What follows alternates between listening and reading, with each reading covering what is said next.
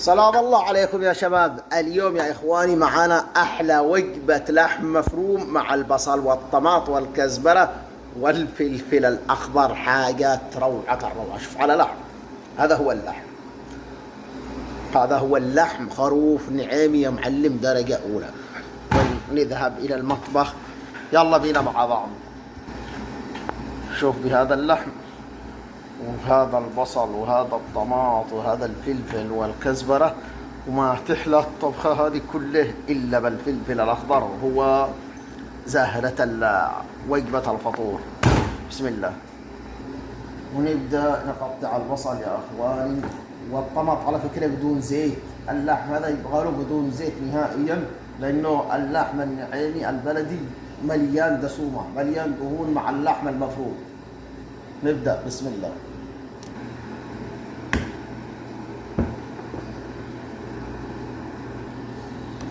شوفوا يا اخواني، لازم البصل يكون ناعم بالطريقه هذه. اذا ما قطعتوش ناعم بالطريقه هذه ما بيزبطش اللحم المفروم اطلاقا. هي اجمل وصفه ايطاليه بصراحه، بامتياز من الدرجه الاولى من قديم الزمان، من قبل البيتزا والبرجر والكرجر والزنجر.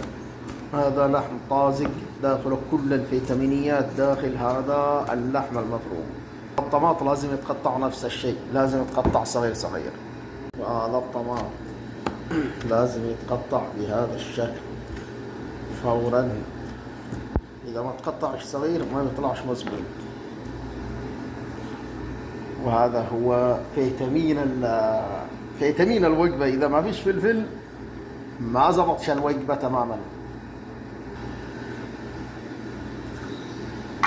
بسم الله.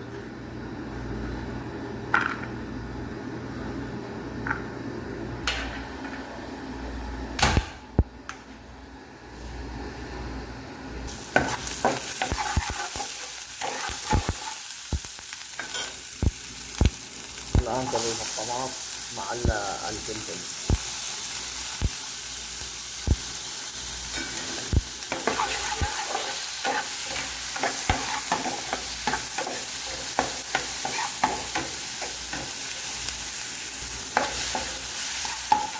نتحمس. الآن ما علينا إلا أن نضع هذه القطعة اللحم المفروم كده بسلام على القلاية. هذه هي أجمل وصفة وأجمل أكلة يا إخواني أيام البرد الشديد والسفر الطويل.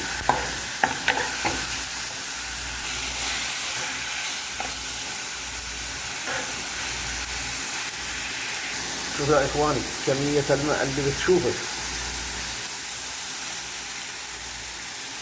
فقط لا غير، على أساس ما يحرقش الصدر لأنه طبخناه بدون زيت.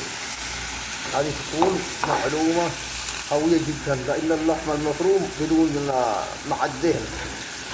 مع دهن الذيل حق الخروف. شوفوا يا إخواني الآن تتركه بس كده 5 دقائق، 5 دقائق على نار هادئ جدا، وتقفل عليه كده، تطرح هذا كده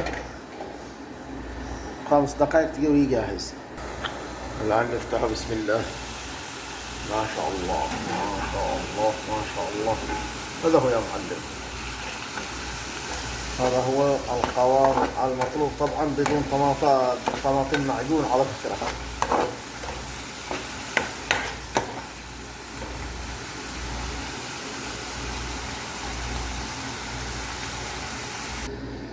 شوف يا إخواني بسم الله.